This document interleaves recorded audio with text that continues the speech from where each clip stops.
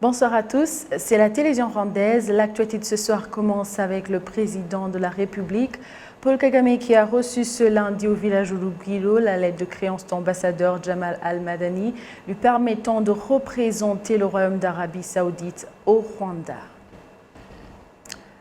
Il y a également la deuxième phase de vaccination contre la Covid-19 qui est prévue ce mardi sur toute l'étendue du territoire national. Environ 100 000 doses du vaccin Pfizer sont disponibles pour cette phase. Le point avec Kassim Youssouf. Les centres de santé de Bumbogo et de Kayanga dans le secteur de Rutunga en district de Gasabo se sont approvisionnés ce lundi en vaccin contre le Covid-19 à l'hôpital de Kibagabaga en district de Gasabo.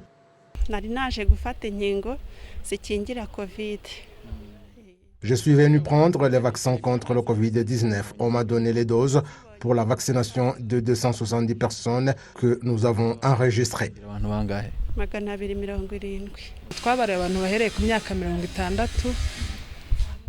Nous avons fait la liste des personnes de 60 ans qui n'ont pas été vaccinées lors de la première phase et nous sommes ici pour prendre les vaccins Pfizer pour vacciner ces personnes que nous avons enregistrées. Ils ne sont pas nombreux et chez nous, nous avons des 118 personnes par rapport aux 820 et plus vaccinées à la première phase. Comme lors de la première phase, ce sont les personnes à haut risque d'être contaminées, c'est-à-dire les personnes de 60 ans et plus qui seront vaccinées et elles ont été averties. Les listes ont été faites et nous connaissons ceux qui doivent être vaccinés et nous nous concentrons sur la catégorie des personnes âgées. Les listes sont prêtes. Nous collaborons avec les instances de base et les centres de santé car ce sont eux qui établissent les listes parce qu'ils les connaissent. Nous les préparons et le moment venu, ils viennent pour être vaccinés. Bien que le Rwanda ait reçu fin mai 5 600 doses de vaccin Pfizer, 50 300 seront utilisées dès ce mardi et le reste pour la seconde vaccination. Les organes sanitaires du Rwanda indiquent que la vaccination contre le Covid-19 va se poursuivre au fur et à mesure que les doses seront disponibles. Il y a d'autres vaccins que nous attendons avant la fin de l'année et d'autres de type Pfizer seront là fin juin et jusqu'à décembre de cette année, nous espérons recevoir environ 3 500 000 doses de Pfizer, ce qui veut dire que le programme est sur la bonne voie et prochainement, nous aurons dans le pays un grand nombre de personnes vaccinées. Plus le nombre de personnes vaccinées contre le Covid-19 augmente, plus l'espoir de la normalisation de la situation du quotidien se précise et les organes sanitaires disent à ce propos qu'il faut au moins vacciner 60% de la population. Les deux chambres du Parlement rwandais se sont réunies ce lundi en plénière pour le début de la troisième session ordinaire. La présidente de la Chambre des députés, Honora Mukabalisa Donatil, revient sur l'agenda de cette session ordinaire.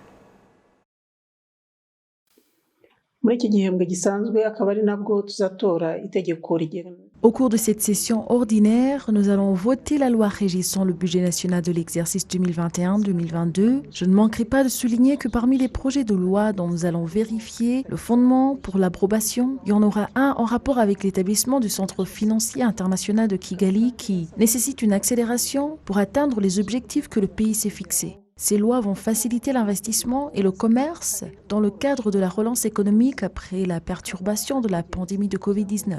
Il est également prévu de mieux connaître et évaluer les programmes du gouvernement comme il est de notre responsabilité, surtout dans le sens d'identifier les défis auxquels fait face la population et tout se fera d'une manière virtuelle ou physique en respectant les mesures barrières pour limiter la propagation de la pandémie. Cette stratégie permet en fait que des lois relatives aux besoins de la population soient votées.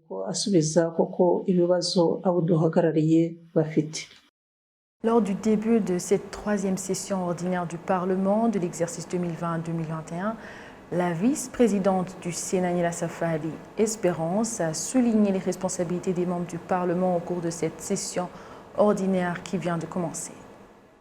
Kugenzura ishyirwa mu bikorwa ry'amahame remezo Évaluation de la mise en œuvre des principes fondamentaux tels que stipule l'article 10 de la Constitution de 2003, ayant été révisé en 2015, comme le contrôle du fonctionnement des partis politiques, l'agrément des fonctionnaires à différents titres, le vote des lois, le contrôle des programmes et du fonctionnement du gouvernement, la réunion de concertation et formation, le programme de descente sur terrain pour rendre visite à la communauté.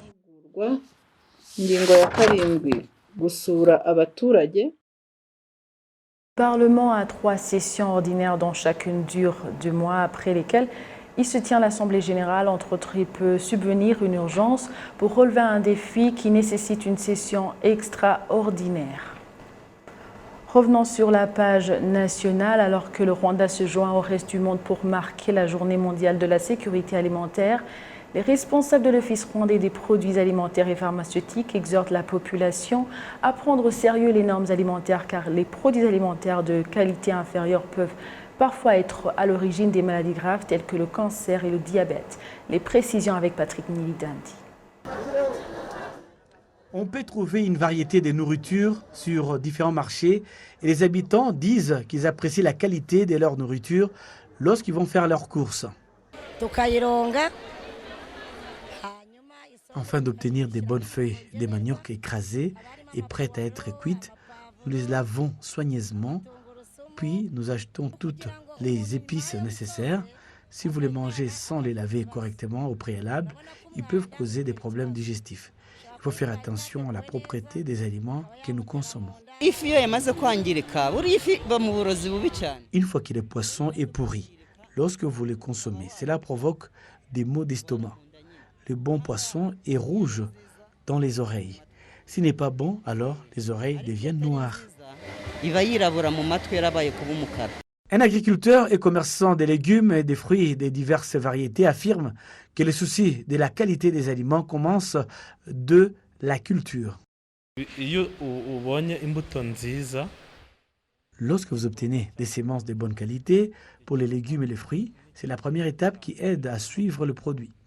Nous sélectionnons soigneusement les graines et mettons l'engrais qui permet à la plante de mieux pousser. Quand il est mûr, on l'achète et on le consomme, en espérant que l'engrais n'aura aucun impact sur la santé. Le chef du département de l'inspection des aliments et des médicaments et des surveillances de la sécurité à l'Office rwandais des produits alimentaires et pharmaceutiques note que les produits alimentaires de qualité inférieure peuvent avoir des graves conséquences sur la santé. Les aliments hautement nutritifs ont des avantages incroyables pour la santé. Il existe des maladies telles que le diabète, le cancer et autres qui commencent par la consommation d'aliments qui ne sont pas bons pour la santé. Les statistiques du ministère de la Santé montrent que le nombre de personnes atteintes de cette maladie est en augmentation. Ce que nous demandons aux gens de faire, c'est de s'assurer que ce qu'ils mangent est de la plus haute qualité et répond aux normes requises. Alors que le Rwanda s'est joint au reste du monde pour marquer la Journée mondiale de la sécurité alimentaire, il est conseillé aux gens de choisir leurs aliments de haute qualité qui nourrissent et protègent leur corps. L'Organisation mondiale de la santé indique que plus de 600 millions de personnes dans le monde sont infectées chaque année par des maladies d'origine alimentaire, tandis qu'environ 420 000 personnes meurent chaque année d'aliments contaminés, dont 40% sont des enfants de moins de 5 ans. Le Parlement rwandais a approuvé le projet de loi régissant les effets de commerce. Je propose de suivre le récit de Patrick Nilidandi. Les responsables du ministère ont déclaré aux parlementaires que la loi contribuera à transformer Kigali en un centre financier international car elle facilitera l'utilisation de ces instruments négociables entre le monde des affaires du monde entier.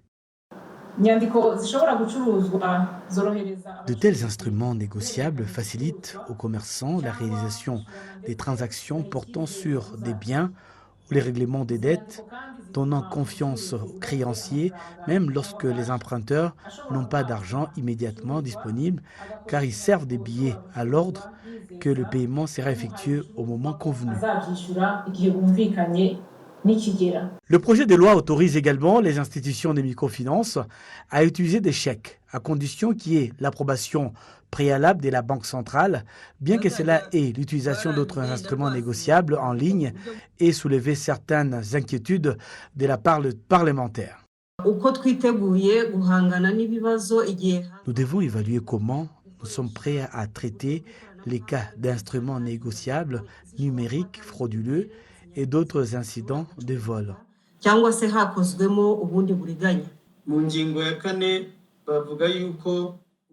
L'article 4 stipule que n'importe qui peut signer un instrument négociable, pas nécessairement l'émetteur d'origine. Je veux demander à l'honorable ministre si cela ne peut pas être la source des problèmes avec des gens qui volent en se faisant passer pour l'émetteur. La secrétaire d'État a rappelé aux députés que le pays a mis en place des institutions pour lutter contre le cybercrime. Comme vous regardez les différents services déjà fournis, la technologie devient une partie importante du processus, en particulier dans les institutions financières.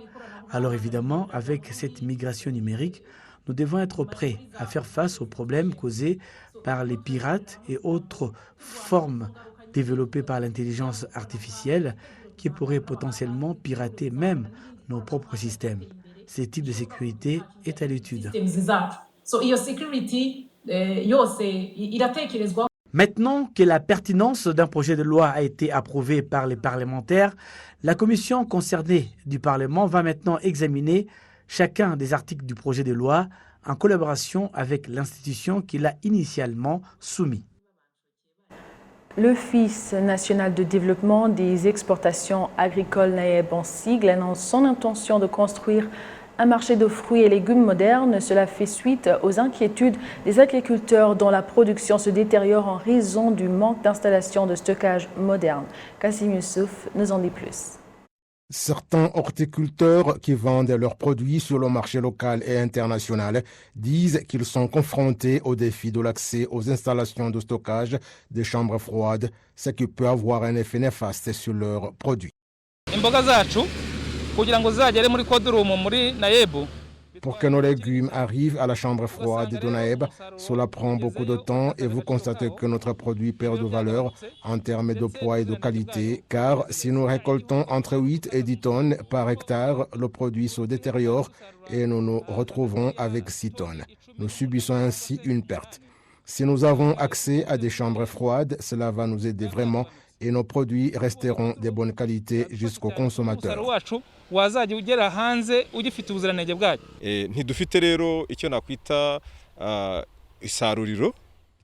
Nous ne disposons pas d'installation de stockage moderne pour nos produits, comme une chambre froide pour les légumes, ce qui est un problème très grave. Tout comme des installations de stockage modernes ont été mises à disposition pour d'autres cultures, elles sont également nécessaires pour les légumes. L'Office national de développement des exportations agricoles NAEB dit qu'il existe un projet en collaboration avec le gouvernement du Rwanda pour construire ce marché.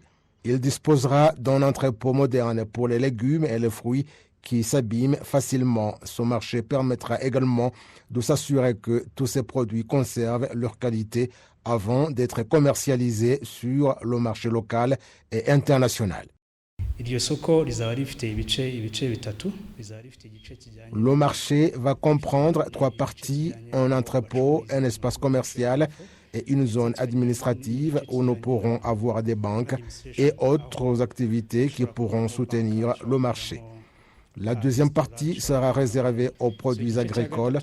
Nous formerons les gens et mettrons en place des infrastructures nécessaires. Et la troisième partie du marché sera destinée à divers petits acheteurs, des hôtels et autres activités.